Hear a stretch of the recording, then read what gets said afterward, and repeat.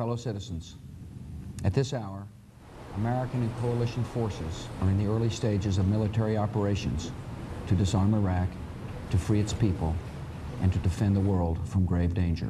And you can know that our forces will be coming home as soon as their work is done. Well, their work is not done, and they are still not home, but today marks a milestone in Iraq. After 6 years, 3 months, and 12 days, United States troops have withdrawn from Iraq cities and handed over authority to the Iraqi government in accordance with an agreement signed during the Bush administration. 133,000 U.S. troops remain in Iraq, but they are all supposed to be out by the end of 2011. President Obama making it clear today that Iraqis are now responsible for their country. Iraq's future is in the hands of its own people, and Iraq's leaders must now make some hard choices necessary to resolve key political questions, to advance opportunity, and to provide security for their towns and their cities. In Iraq, the Prime Minister declared today National Sovereignty Day and organized the first Iraqi military parade since the occupation. But in a reminder of how fragile Iraq remains, a huge car bomb exploded in the northern city of Kirkuk today, killing at least 27 people and wounding dozens more. And yesterday, 4 U.S. soldiers died from combat-related injuries in Baghdad, bringing the total number of Americans killed since the start of the war to 4,321, with more than 31,000 injured. NBC's chief foreign affairs correspondent Richard Engel has covered Iraq since the war began, before the war began. And Richard, I can remember sitting at home in my living room, and you were a freelancer at another network, and hearing you. ABC. Yes. They can be mentioned. Okay, and I remember Peter Jennings, who since passed away, saying to you, like, don't. If you're in danger, get out of the way. I remember it very clearly in your voice. You were young, and your voice was shaking. Seems like a long time ago. It does. Is the war now beginning to be over, thinking about from where you were to today?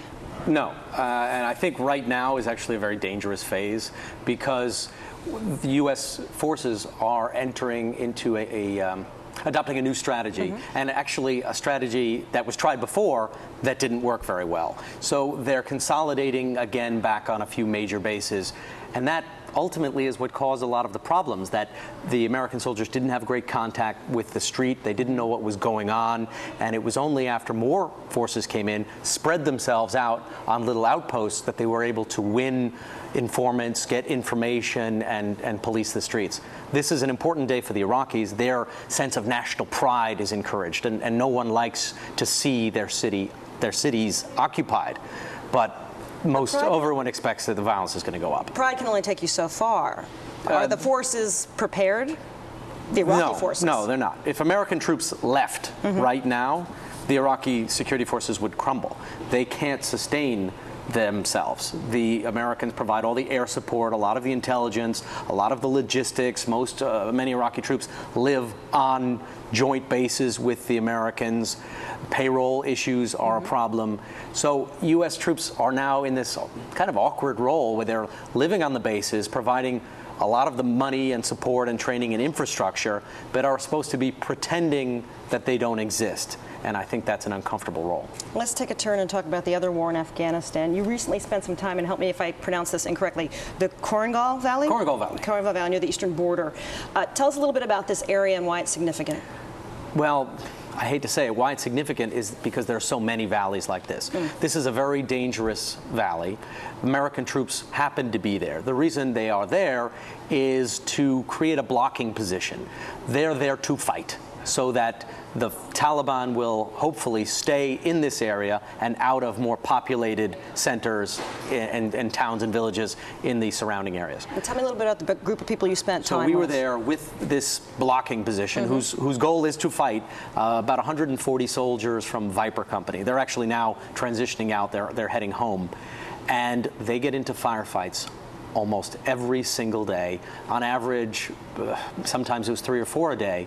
And we were in one of those firefights and was with a soldier who documented what he saw and told us in his own words what it was like. Let's take a look. After marching for 4 hours through the mountains and villages of the Korengal Valley, the soldiers of Viper Company take up a position in a destroyed house on a hilltop surrounded by peaks. 22 and 23 over. Their plan? To hide in the house, wait, watch, and ambush Taliban fighters. All right, Roger. We're set up as well. But the Taliban were also watching the American soldiers move in, and they were waiting to attack. Yeah, hey, give the LT some cover. With a video camera strapped to his helmet, Sergeant Christopher Thompson recorded a rarely seen perspective, what the war in Afghanistan looks like when you're fighting it. First we heard a single shot and then a shot immediately afterwards. The amount of machine gun fire we were taking and AK-47 fire. Where's it going? Where's it going? Where's it going? It was a lot. You could hear the rounds cracking off the walls and the buildings around us, so that fire was really effective.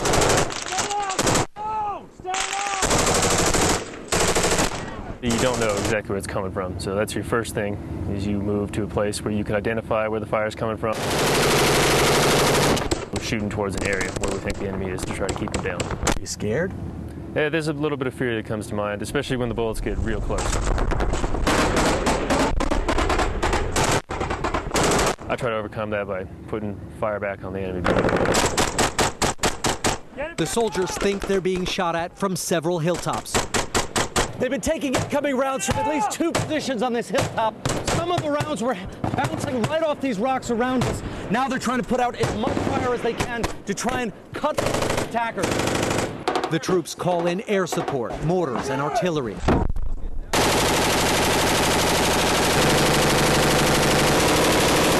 But soon, they've fired so many bullets and grenades, they have to conserve ammunition. Slow your rate of fire! Conserve ammo! We were starting to get to the point where we couldn't maintain the level of fire that we were putting out.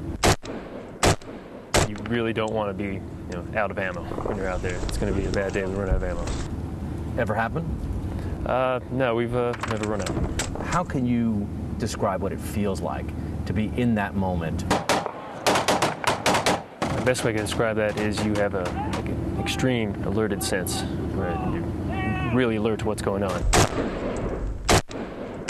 Everything that's moving around you, every sound you hear is just drawing your attention. Fire to the left of the draw! Now! And it feels like you're just processing things in your brain much faster. How many firefights like that one have you been in?